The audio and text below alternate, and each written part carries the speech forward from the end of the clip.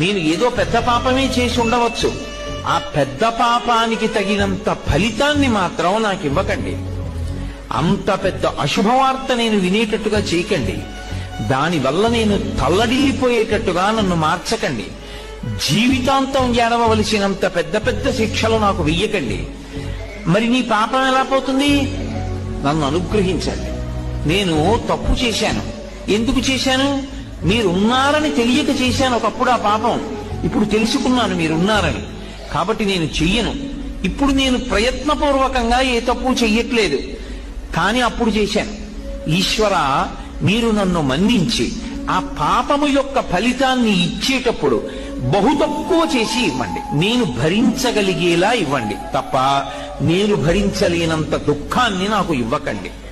ఇది నోటితో అడగక్కర్లేదు. ఈశ్వరుణ్ణి ప్రార్థన చేస్తాడు. వాడొకడు ఉన్నాడన్న నమ్మకం